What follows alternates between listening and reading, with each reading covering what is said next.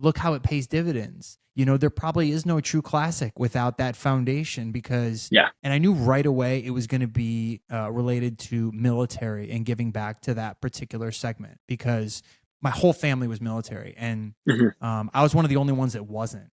Welcome to the Acronym Podcast, the only B2B marketing podcast where we don't care about CPLs, MQLs, and SQLs, and instead I'm going to be sitting down with the industry's top thought leaders, business owners, and entrepreneurs to uncover how they were able to build the confidence to make the leap into entrepreneurship and ultimately break free of those golden handcuffs. I'll also be discussing my own story, scaling a multiple six-figure marketing agency in under 12 months, and hope to be able to inspire the next generation of digital marketers to make that leap into entrepreneurship. I'm your host, Chris Roach.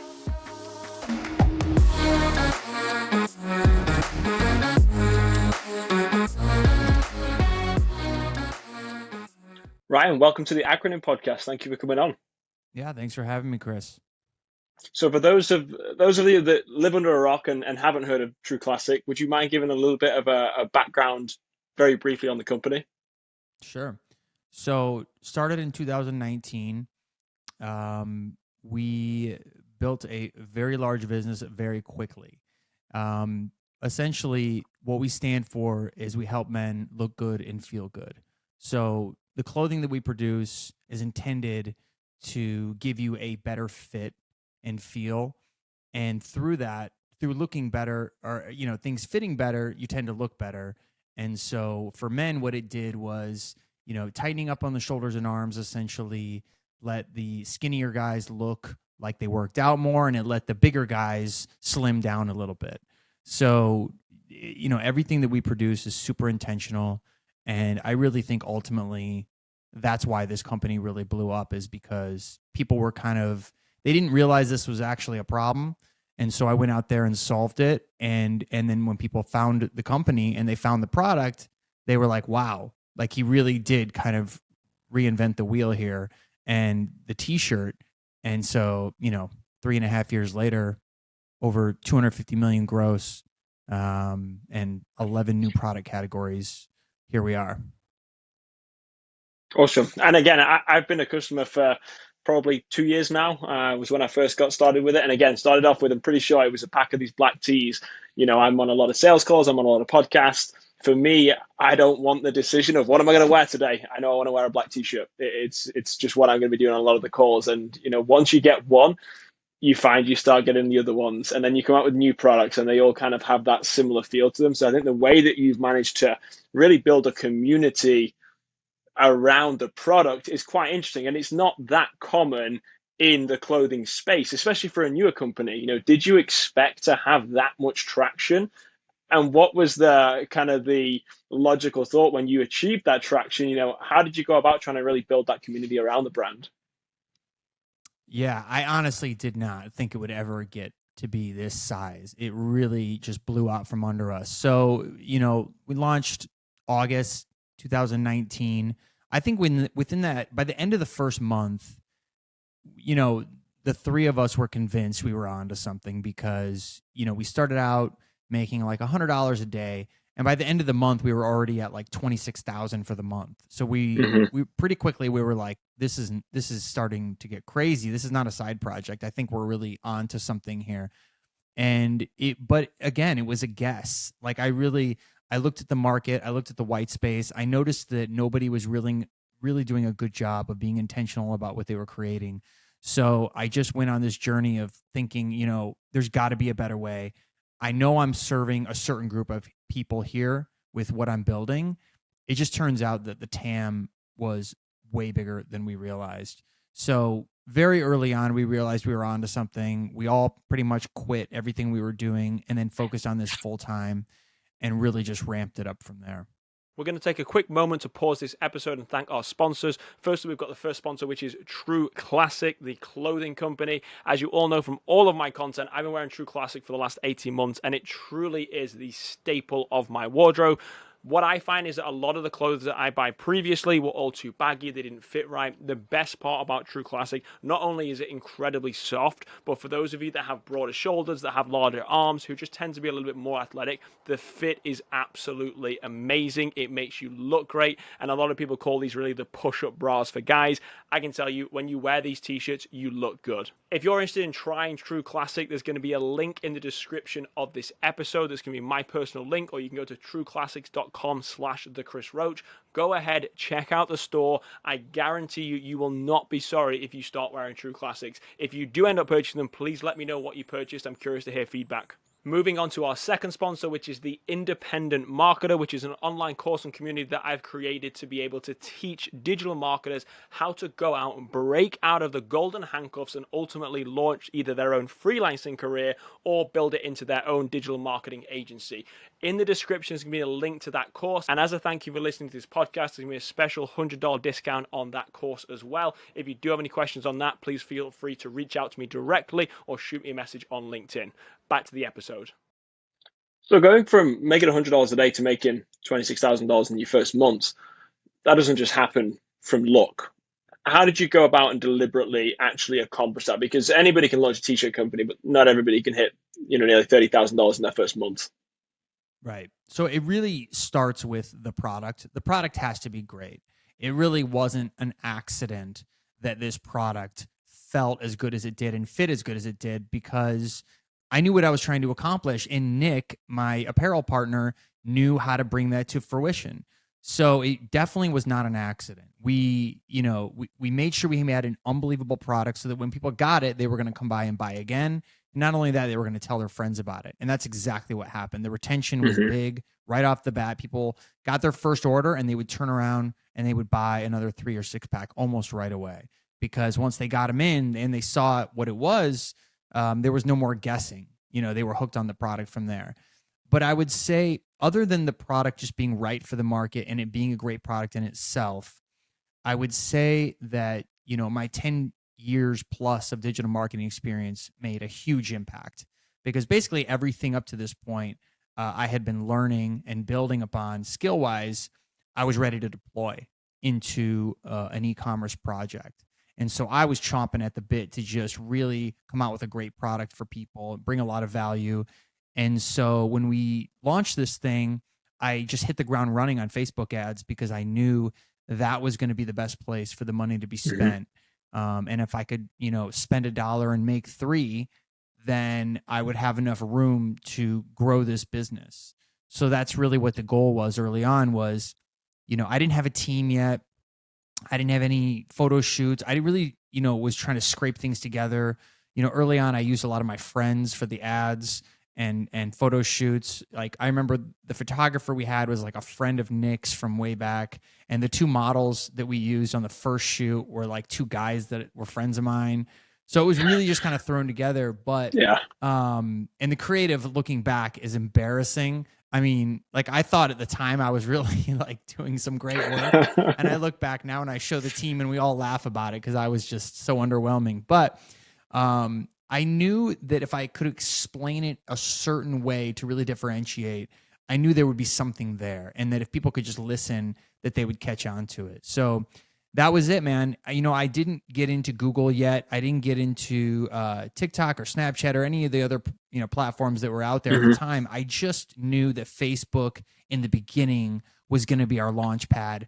And since I knew how to run paid media and I knew how to turn a profit, I was able to get in there and be the media buyer and watch it go from, we started with just $3,000 total in our investment. So $3,000, most of it went to inventory, and then the rest of it went towards Facebook ads. So we started out spending, if I remember, about $100 a day is what we started out with. And very quickly I went from, it was like $100, but I was making like 4, right, on that ad spend. So I built the whole business on ROAS. I just watched that ROAS number like a hawk.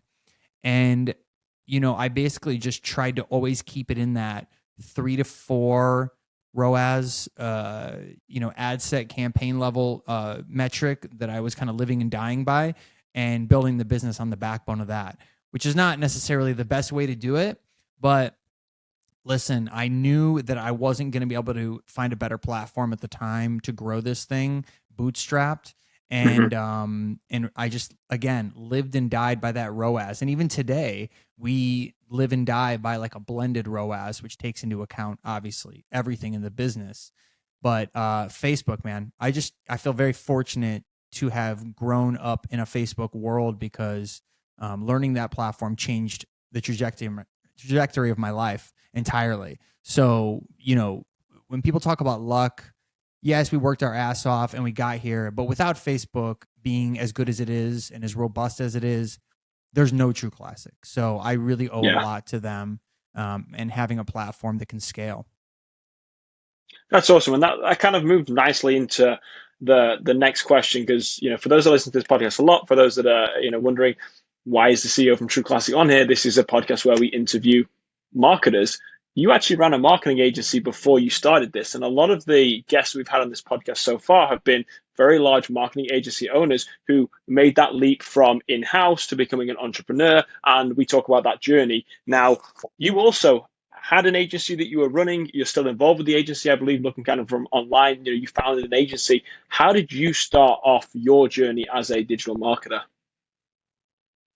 Yeah, so it was out of a necessity to get out of a job. I was working in the music industry and my background and all my degrees are in music, so I was massively in debt with those degrees, so I was dead set on working in the music industry. But it was just so brutal and I hated every second of it because the people that were running the industry were just not good people.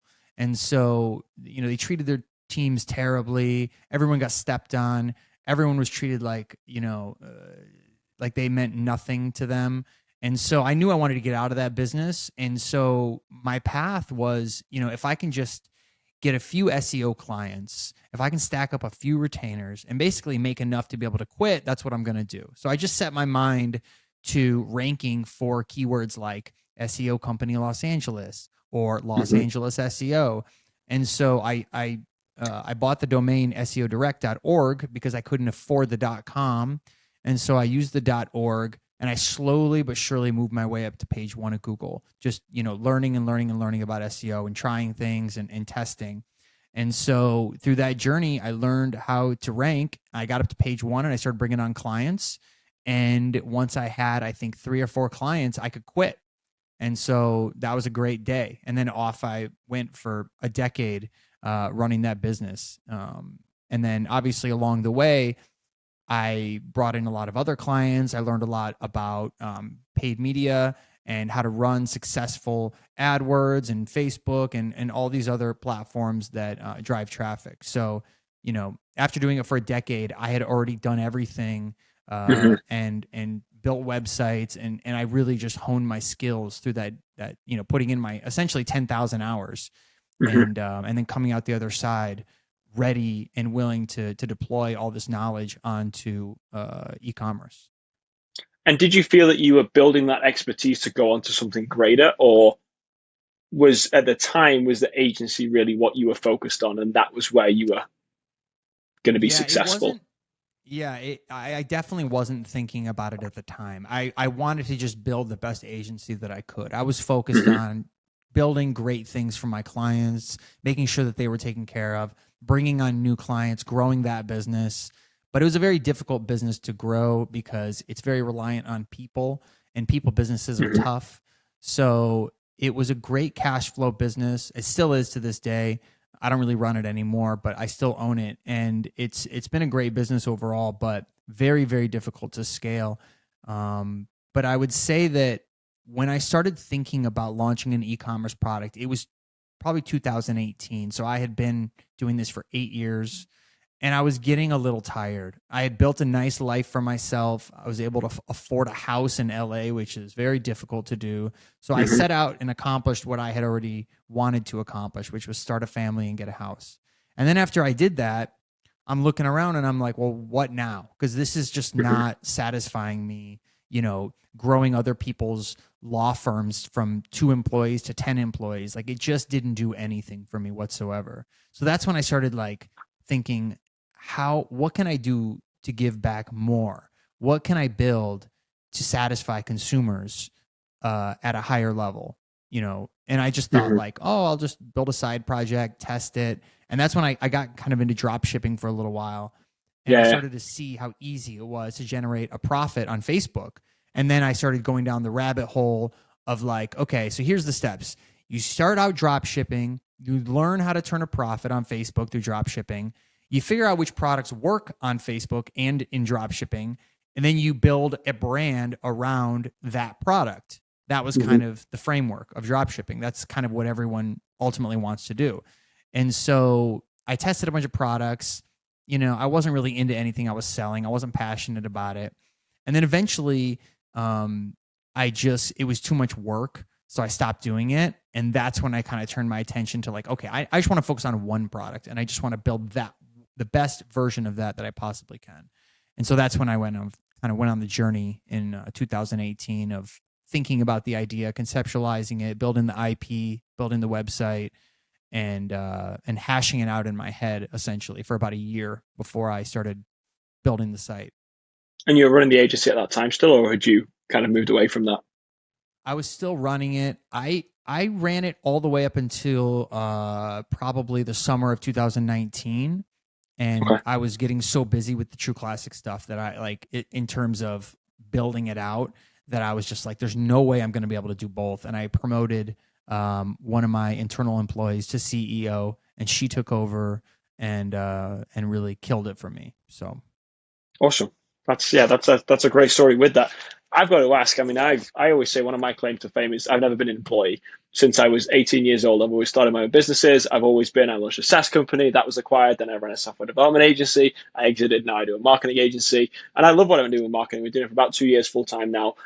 Love what I'm doing. I'm 28 years old, but I'm tired a lot of the yeah. time. Like it's exhausting. So I've got to ask you, it sounds like you have a very clear entrepreneurial bug with that.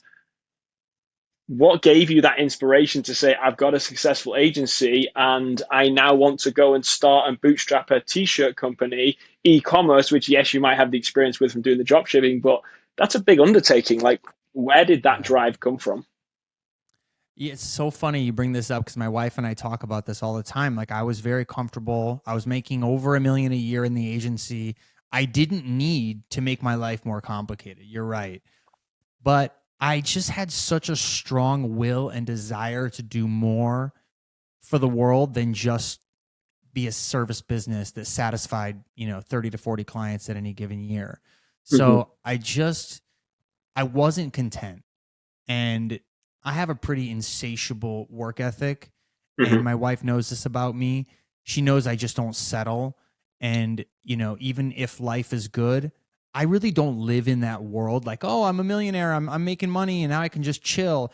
I still feel, even to this day, like that Midwestern kid who's lost and broke and he doesn't know how he's going to make money. And like, I still feel deep down like I'm that guy. So it keeps Mm-hmm. me very humble consistently. And through that comes this desire to just want more and build more and keep pushing and keep pushing. I hope I never lose that, because when I do, I'll Yeah. definitely retire. But for now, it's always there. That fire is just really always there for me. Probably some of it comes from my parents instilling in us very young that work is everything. I mean, my parents were workaholics.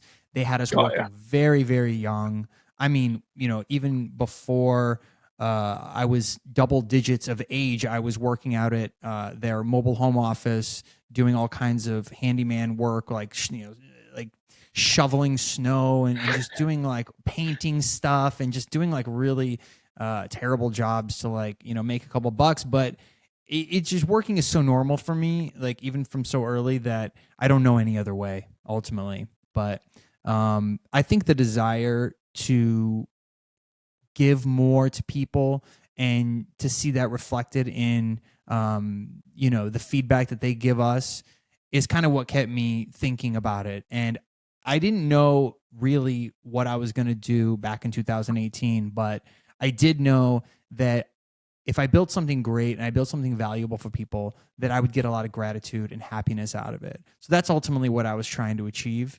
And, turns out this was going to be a lot more work than I had possibly realized. I mean, when we started it, we had no idea. I mean, we really thought a couple million a year, no big deal. We'll work on it part time. And then all of a sudden, here I am, like 14 hours a day, just bleeding out my eyes trying to make it work. And it became very serious very quickly. Hmm. And that's a good problem to have, but it's still a Still a problem problem. because Yeah. you're not anticipating it. And now all of a sudden, here I am having to be a CEO of a big company with all these employees. And like I was so comfortable just with 6 employees in a small business, and then I Yeah. get thrown into this whole chaos, and I just got to kind of figure it out as I go. So, but yeah, the desire has always been there deep down, and I still have it. Even after this, I know I'm going to do a lot of other stuff. What I find interesting is the way you talk about the desire to grow and the hunger.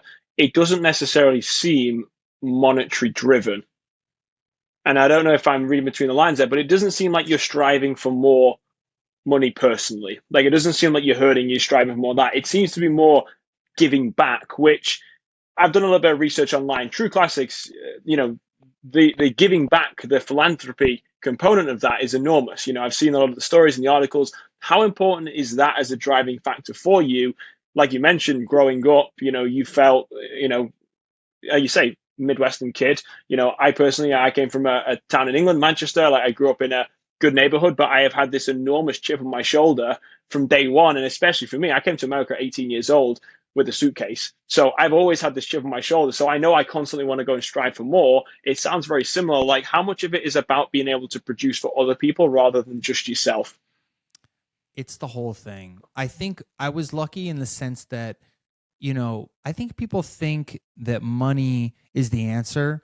And then when you get it, you realize very quickly that it is so small in the big scope of things, and that there's just so much more to life than paying your bills. So once you check that box, your attention almost instantaneously switches to, okay, what else? Like Yeah. what else can I, what kind of legacy can I leave to this world, and what value am I creating for people?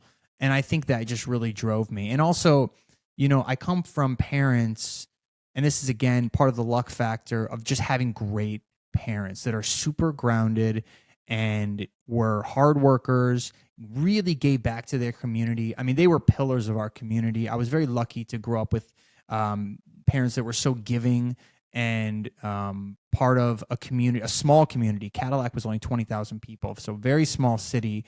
Hmm. But I got to really see the impact firsthand of what it looked like when a mother and father were out there in the community doing the right thing. And even at the time, I didn't understand the value of it. And I pushed back a lot when I was young because I didn't want to do it. And, they were forcing us to go to soup kitchens and feed homeless. And we just hated Hmm. it when we were young. But, looking back, the three of us, my brother and sister and I, we're all very much intertwined into charity and giving back. And it really, they really built those values for us. You know what I mean? Which is something I'm trying to do for my kids now, because now I see the value, and I can already see my kids pushing back. And that was me. Hmm. But now look how it pays dividends. There probably is no true classic without that foundation, because Yeah. that's where it all stems from. Because it was like, okay, I'm going to start this company, and I knew right away it was going to be related to military and giving back to that particular segment, because my whole family was military, and Hmm. I was one of the only ones that wasn't. And I always felt Okay. really bad about that. I always felt like, and I think some of it was just timing, but I always felt bad that I didn't follow in the footsteps of both my father and my stepfather and my grandpas and my uncles and my cousins and everyone that went. And so this was my way to pay homage to them ultimately, and people in the military. So that's where it originally started. And then as we grew, I started just thinking about the bigger picture. And I was like, yes, it's always going to be military first, but who's second? Who else needs Hmm. help? Is it the schools? Is it the churches? Is it the first responders? Is it the hospital workers? Is it the homeless people? Like, where do we go to help more people? And that is endless. It never stops with who needs help. We get messages every single day. I mean, I come into this office and Cece, our executive assistant, has a list for me every morning. And she says, okay, this week we have this company, we have this charity, we have this group, we have these people. They want this, they want that. What do you think? And I have to basically go down and make sense of it and, try to make as good of decisions as I can about who gets what and how much. And that's how we work with charities. Essentially, we tell them, what do you need? Not here's a check, Yeah. but what do you need? And then there's a check, right? Like that's really Hmm. the kind of way that I work with them, because if you're just writing blank checks, you just never really understand your impact. And it could just totally be going to salaries, which is fine. But like, I like to really see the fruits of our labor go towards something. So if they come and go, hey, we're going to build 15 tiny houses down here, and down at Skid Row. And if, and we need like, 100 grand. And then, so that makes sense to me. Hmm. And so we do a lot of funding for certain projects. We just obviously do a ton of shirt donations. And then we also look for opportunities where they need something else. Maybe they need, maybe there's been a natural disaster or a tornado in Kentucky that ate up a bunch of houses and they need toiletries. So like we get messages for that. And then I just go out and spend a bunch of money on toiletries and ship them over there. So it is so satisfying too. I mean, Hmm. we're stuck in these offices and we're working on making sure the P&L looks as good as it can. And you're doing a lot of, paper office type work, but nothing feels better than just satisfying people that reach out and taking care of them and giving them what they need for survival. It's just such a great spot to be and just so rewarding in my seat. And Hmm. again, I just feel just incredibly lucky and fortunate to be here. And I think it's what all businesses really need to strive for, is just like, what else can you do for your community when they need you? And if everyone kind of, I felt, if everyone adopted that, I feel like we'd be in a much better place, because businesses have a lot of resources, let's be honest. Hmm. And it goes above and beyond, just employing people. You got to find a way to help people. So I kind of laugh when I see people's missions where I feel like they're just checking the box and it's so Yeah. mundane. And you're just like, that's not a like, you're just saying you have a mission to have a mission. Like that's not real, Yeah. right? Like, but I love the ones when I see a company, when it's real is when it's super granular and it's very Hmm. specific and it's personal to them. And that's when it really touches your heart and you're like, okay, they're doing this for the right reasons. So Hmm. And is that where you see the future of True Classic, kind of your role? Like, how do you see that shifting? Are you moving more into more of that philanthropy kind of figure with True Classic, or do you intend to be the one running day to day, staying as the CEO, kind of more as a longer term vision? I'm definitely not going to stay here as CEO. Listen, there are very, very smart people here in this organization. Almost most people are smarter than me. I'm very average intelligence. Um, but so there are definitely way more capable people of running this position. I think the value that I bring is I lead with empathy, which is a Hmm. very strong characteristic of leaders, in my opinion, that they all need to have. Um, which plays into culture, it plays into product and consumer, it plays into everything. I'm also just very creative, which helps you really break through the noise, which is why we were Hmm. able to just be one of the best in class as far as creative is concerned. And I'm just insanely curious too. Like those qualities are really important, I think, for anyone that's leading this organization. So I really want to find somebody that holds those qualities and also stands for all the values that we have internally. So, after this, I see myself having some sort of fund where I'm just investing in small businesses Hmm. and trying to grow them.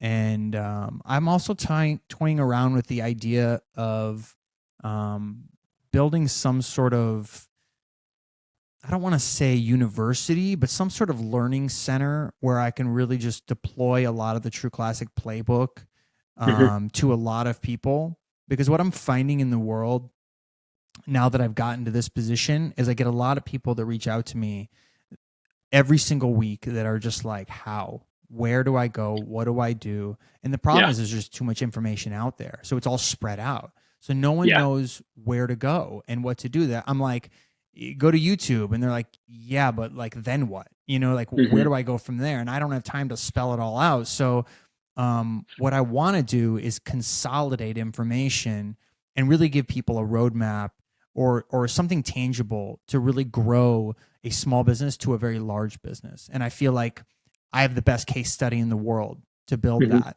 program out. So that's kind of what I'm thinking about. That excites me because then I can just hand someone the keys, Yeah. someone that has, I can gift it to people with no money, like people that I know that are struggling, and just say, hey, here's what I put together. Here you go. Here's the keys. It's free. Just learn and try to do stuff on your own, because whatever I build, it's gonna be in a way where you don't need a lot of money to start it, just like True Hmm. Classic. So it's gonna be accessible to anybody. So I'm thinking a lot about that right now. Now, I know you've mentioned Facebook was such a enormous part of your success. The the question I have now is that, obviously it's 2023 at the moment. You started in 2019. Facebook's not the same. Do you think somebody coming in and being able to launch in the same way, doing that tomorrow, would be able to have the same success with the ROAS that you had back in 2019? Definitely much harder. I Hmm. would say, this was pre iOS 14 when we started. So we got Yeah. lucky again with that, right? Like Google, or sorry, Facebook was able to literally, I mean, you could optimize for purchase. You know what I mean? You could optimize back in the day based on salary. Do you remember those days? You could basically say Yeah. like anyone that makes 150K plus gets my ads. I mean, those days were insane. I mean, you could get so granular back in the day that it was shooting fish in a barrel. But yes, Yeah. to your point, it's much more difficult. But I think the the way people need to think about it is, yes, it's harder, but ultimately what always wins is creativity. It Hmm. wins in every aspect of our business. Even if it's operations, even if it's site merchandising, whatever it is, creativity trumps everything. So like a perfect example is Liquid Death, right? Like what are they selling? They're selling a completely commoditized product, same as us.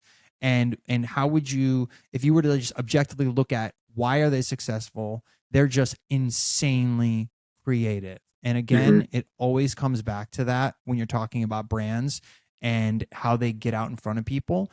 It's just you have to go deeper on what you're doing and what you're putting out to the world, because that's how people are going to judge you, and that's how they're going to decide if they want to be a part of you or not. So yes, it is much more difficult nowadays. If I started now, it would probably have grown a lot slower. But we're so creative here, and our teams are so creative. Nicholas and Greg Tube and everyone that we have here is just so amazing. Mariah, it's just the creativity is just oozing out of everybody here, and we see the fruits of it. We see how big of Hmm. an impact it ultimately makes. So I wouldn't be so scared or look at the landscape and say, it's not worth doing. What I would say is, what can I do to make it better? What can I do that my competitors aren't doing? How do I improve their products and then make that my product? And then how do I make a better creative than what the rest of the market is doing, so that when people see it, they don't just think I'm another guy who's trying Hmm. to, make another product. You really got to find an angle, go super narrow, and then go as deep as you possibly can within that market to improve it. And you handle all the creative in-house still? Not anymore. We used to. For a long time, we did. Hmm. Now we use a bunch of agencies. We use, the Tube Sciences, the Narratives. We use like a lot of, performance-driven agencies, 99 ads. But yes, we still do a ton of stuff in-house, and so that's been really great for us, and it performs really well. So we have a really good machine here, but we just don't have the capacity internally to produce the volume of ad creative that it would take to Yeah. feed the appetite of what we're spending, because we're Hmm. spending, almost 200,000 a day. Hmm. So you got to have an unbelievable amount of assets to quench the thirst of that Facebook machine eating up all your creative, and just running it to the same people over and over again. You have to be Yeah. net new all the time and not getting stale. Yeah. No, that's a good point. You mentioned certain individuals on your team, and as you've looked to grow this team, how did you attract the right people to join you? Going back to the early stages, you had your co-founders. How did you start to attract them and become a talent destination? Yeah, the co-founders. I knew Matt from his brother. His older brother Alex was one of my best friends, and so I called Matt very early on as I was building True Classic, and I just said, and this was pre-launch, by the way. I had already built the website and the IP and the ideas and everything, and I was like, Matt, I need a guy in apparel that can really do his thing and knows this world, because I don't know this world. I know what I want, and I know what I Hmm. want it to look like and feel like, but I need someone to take my vision and bring it to life. And so Nick came on board, and that's exactly what he did. He knew exactly what I was talking about the second I opened my mouth about it, and very quickly we had some prototypes that we were ready to roll with. So I owe a lot to that relationship too, because without Nick and Matt, this thing doesn't take off as fast as it does, because Nick worked so close with me, and we worked so quickly, and we worked really well together. And Hmm. then, a weird thing that happened with Matt early on that, really also helped with the growth was that he had a relationship with a manufacturer that was able to give us pretty significant credit limit. And it was a handshake deal, and these manufacturers will not take a bet on you if you're brand new. It is Hmm. impossible. They have MOQs, right? They have minimum order quantities that they must fulfill. Luckily for us, Matt had this relationship, and in hindsight, there's just no way we grow as fast as we do without that relationship. And even to this day, Yeah. he's one of our largest manufacturers, but that credit is the whole game, man. I mean, we built the Hmm. whole business on the backbone of credit from our vendors, American Express credit cards, multiple. Nick had, like, I don't even, God knows how many credit cards he had, but we were just eating up all our credit because we were dead set on being lean, keeping OPEX in the low single digits, not overhiring, not raising money, not going in debt. We were just like, let's just, we'll take on a little debt, right? Well, we're not going to do zero debt, but we're going to Hmm. have a little bit of debt on these credit cards and with our vendors, and we'll make it work. But as far as attracting talent, I think that one thing people consistently say about people here when they come in, and we get a lot of people now that come in from big time organizations, and the first thing they always say is, I just can't believe how nice everybody is and how collaborative they really are. And so it's really the culture that we have worked very hard to maintain. Hmm. And our people know that if someone comes in from like a J Crew or like just a big company, and they have that corporate mentality that they're going to be better than everybody, they're going to look down on people below them, they're going to treat them differently, that is the first step out of this organization. Like, we live Yeah. and die by it being a mom and pop type business and not a corporate environment. So people that are in those corporate environments, they want to get away from that, right? They're Hmm. sick of it. They've been dealing with it so long, all the internal politics. They come here and it's an absolute breath of fresh air. So, that's a really big one.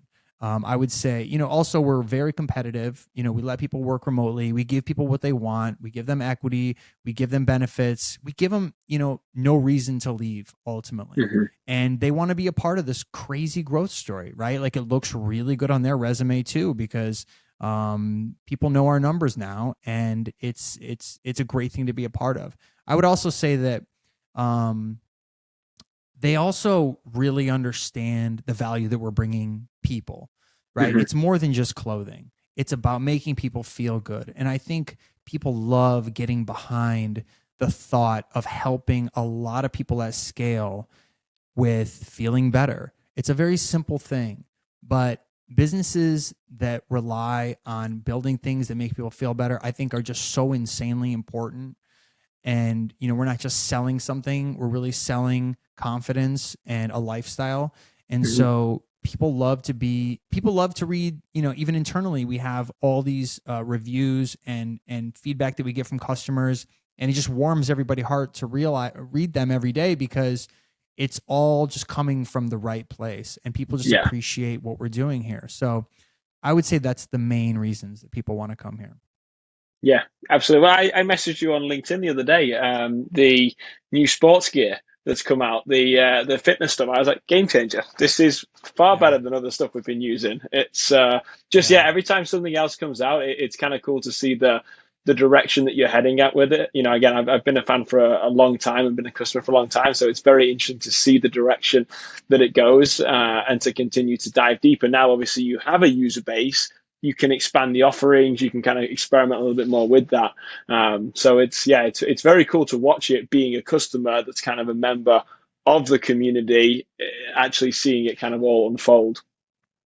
Yeah, I appreciate that. I appreciate that you've been a customer a long time too, so that you've really seen the category expansion that we've gone through, and we just move so lightning fast that it feels like every year we're launching like 6, 7 new categories, which is just bananas. But yeah, I think one other thing that you touched on very briefly that I just want to touch on, and why it's so important that I think more brands should be doing this, is that what you've noticed in our products is consistency, right? Like the t-shirts fit like the polos fit like the dress shirts fit, like they all fit the same. Hmm. And it's a rare thing. When you look at other brands, why is it that one piece of clothing fits entirely different than the other piece of clothing, even if they're the same size? I think that Yeah. is ridiculous. I just don't understand why we all decided as apparel manufacturers that was okay. So when I launched this thing, I was like, I'm just going to keep everything the same. Hmm. It's not like we're going to have like a big baggy fit and then a tight arm and shoulder fit. Like I'm like, everything's just going to be one fit, because I want people to be able to feel safe when they buy something from us, that they know how it's going to fit no matter which SKU it is, whether it's the activewear crew neck t-shirt or the 60/40 classic crew neck t-shirt. They are going to Hmm. fit identical. Maybe there will be a slightly different fabric composition. The activewear is obviously moisture Yeah. wicking and dry fit, so it has to be, but the fit is going to be the same. And Hmm. I don't understand why businesses can't understand that that's ultimately what people want. They don't want to be guessing about how something is going to be and have to go into a retail store to try it on. They want to be able to just look at it and feel comfortable and buy it. So that was a very Yeah. conscious decision very early on, was that it's all got to be consistent, because it all goes back to, creating a simple, intentional experience for the customer.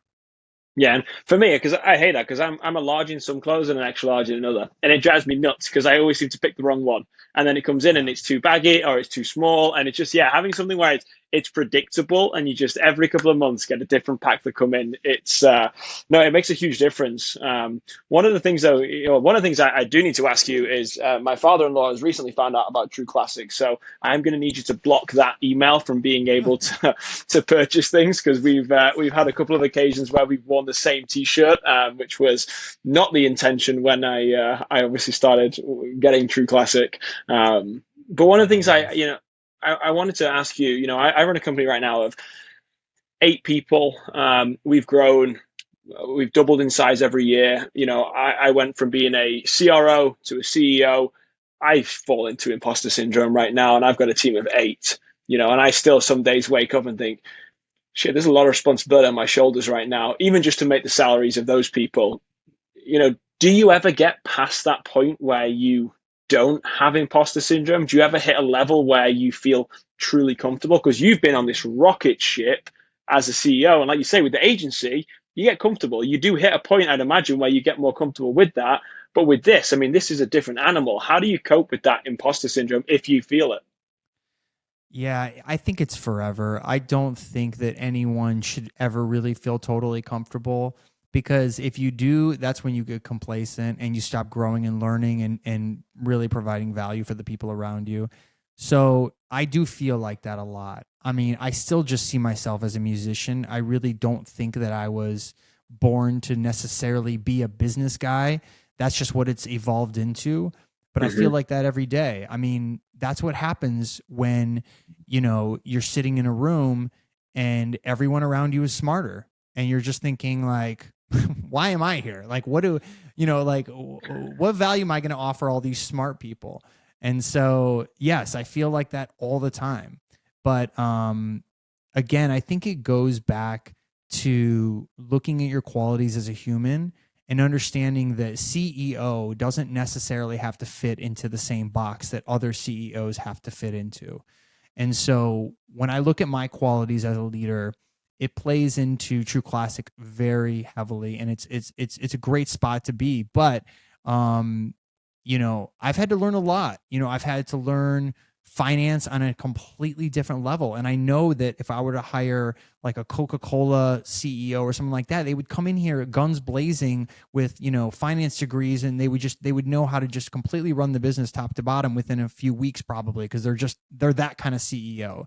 Hmm. So, but and like I said, this isn't forever. Like, I think I'm getting to the point where it's getting so big now that it just makes sense to bring in someone with more experience that can run this thing and who really has the passion to run it.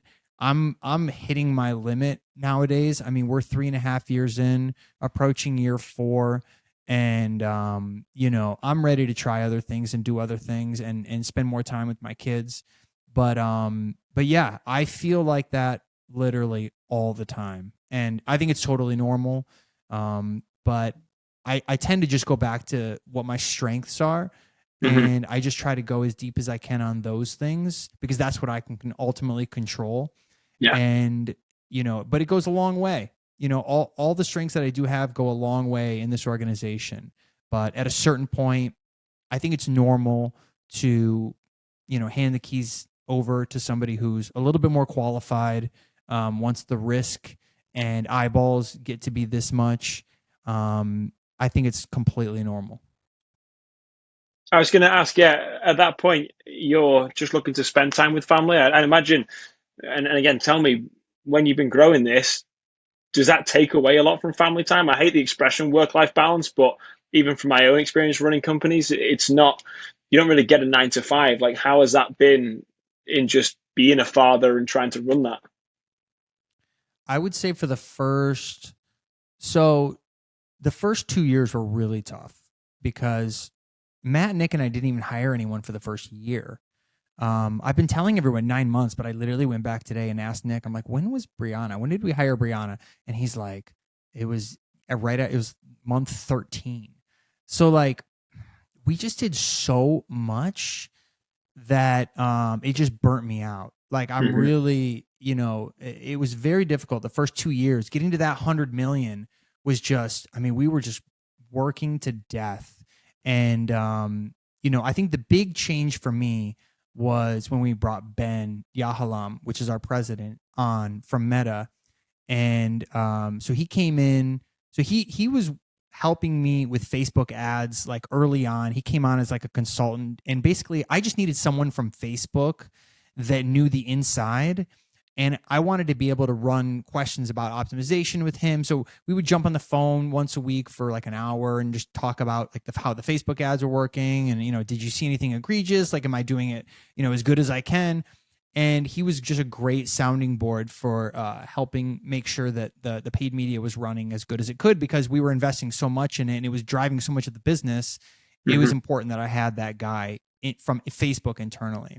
And then what happened was, over time, Ben was watching us build this thing ridiculously fast and ridiculously big, and he got more and more intrigued over the Hmm. years.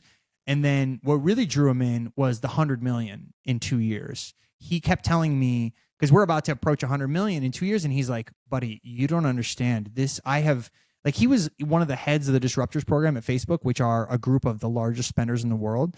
And he's like, I know Bumble, like he worked on the Bumble account, he worked on like all these huge businesses. He's like, I've never seen anything like this. And that's when I was like, wow, if this guy is saying that, and I didn't really believe him at Hmm. first, but the more every time we'd get on a call, he would tell me these things.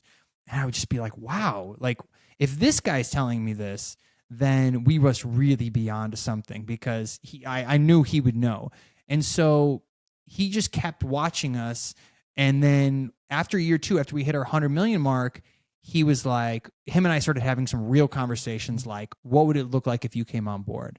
And then so he finally did. And it was March 2022. And so he came on, and my God, this guy from day one was just a rocket ship for the company. And, Wow. and I didn't realize it at the time, because when I would have him on the calls, we would just like shoot the shit, talk about Facebook, and like, like he would just give me like really high level strategic advice. And I was like, yeah, he's a really smart guy, really knows his stuff. I would love to have him in here. But when he came on, the difference between what I was getting on the phone to whether how he was operating within a company was night and day. And this guy hit the ground running. And God, I remember it like it was yesterday. One of the first things he found was that our open rate on email was ridiculously low. It was like in the 20% or something like that. Like it's supposed to be close to 50 or something like that, I guess is more of what the standard is. And he started uncovering this issue almost right away. And it transformed the business like within the first 2 months, because he got the open rate. So we were having deliverability issues on email, and we didn't know it for a long time. So here, because we were just smashing the list over and over and over with emails, like the full list. We weren't doing any segmenting. We weren't playing by the rules, essentially. And Google was sending our emails to spam, but we didn't know it until Ben came on board and started digging in.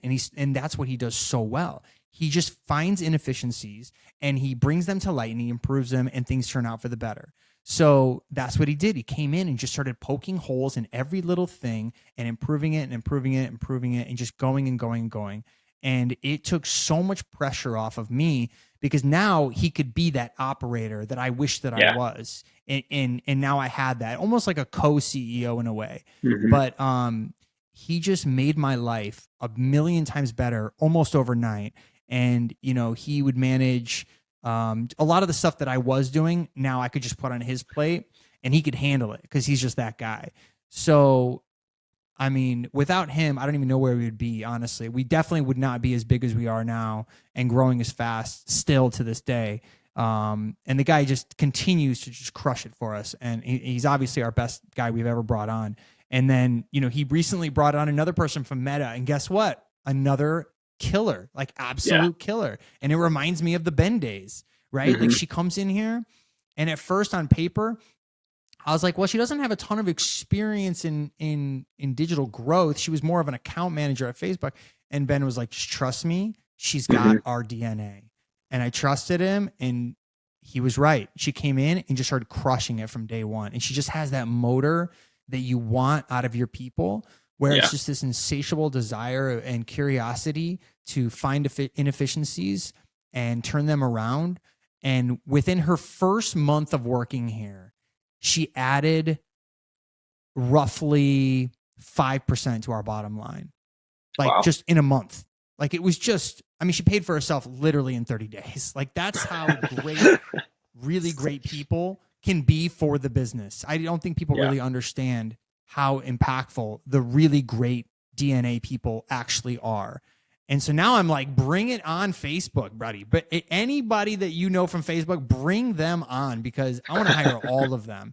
And Facebook does a pretty tremendous job. When I was in Menlo Park last year for a conference for Facebook, and these people that I was meeting were like, all of them were like PhD level. Like they were just so intelligent and smart. And I'm just like, of course, like this makes so much sense now. Like when you meet these people, and man, did I just feel completely like a fish out of water. I was just like, dude, these people, if I can just have half the amount of brain cells that they have, I will be doing good for myself. So, yeah, I know I went on a little rant there, but No, it's just so that's important awesome. that you get the right people. Yeah. Yeah, no, absolutely. Yeah, and attracting the right people, and then knowing, like you say, the DNA to look for is so critical to growing, even at the smaller level, but especially at the level you're at. Being able to spot what it is that you're looking for in people. Ryan, I want to be respectful of your time. We're coming up on the hour here. Final question I just ask is that anybody that has enjoyed this episode that wants to learn more about you, learn more about True Classic, where can they follow? Where can they go to continue to educate themselves? Yeah, I mean, trueclassic.com as a spot to go. We have a lot of new products coming out this year. We are launching woven dress shirts. We're going to launch a blazer. We're getting more into some formal wear, which will be nice. We're also building a women's division of True Classic. So Yep. we're trying to really solve a problem for women when it comes to clothing, very similar to how we did for men. It's proved to be a much more difficult job to satisfy what women want. Surprise, surprise. But, I'm still enjoying the process. I still feel deeply that there can be a product for women that improves the way they look. And I really want to bring value to them the same way we did guys. And so if it's not great, I'm not going to do it. Like, it's just like Mm-hmm. anything. I'm definitely not the guy who's going to check the box to say we did women's. That is not a success to me. Mm-hmm. Getting feedback from women that it improves the way they look is a success to me. And that's what I'm after. So we're still prototyping. We're still building. We're still trying to figure out the best way. We're surveying customers. We have a lot of women in this organization who have a lot of ideas. So we're trying to satisfy everybody and make everybody happy. So that's something to look forward to later this year. Hopefully it's this year. I really want to launch Mm-hmm. it this year, but it's so much. I mean, it is Yeah. just, guys are so simple. We are such massively simple creatures Yeah. that it's just proved to be a lot more. It's not going to be a one size fits all. I can tell you that right now with women. Yeah. It's not just going to be one version of a shirt. It's probably going to have to be two or three is what we're kind of Mm-hmm. finding, which is fine. It just is what it is. It's just going to be a little bit more complicated, but I want to do it right. So Yeah. that's really what I'm after. But yeah, you can find me on LinkedIn, Twitter, and then our website, trueclassic.com. Check us out.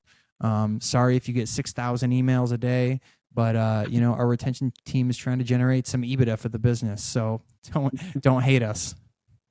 Yeah, absolutely. Well, I will say my wife is very excited for the women's clothing line coming out. She has mentioned that as well. So I know you'll have one fan there that'll be ready for it. But appreciate your time. Appreciate coming on the podcast. Really Awesome. enjoyed meeting you and talking with you. And thank you. And that concludes this episode. If you have any questions, please head into the comments where you'll find all of the available links. If you have any questions on our sponsors, all the links will be in the description. Please stay tuned for the next episode.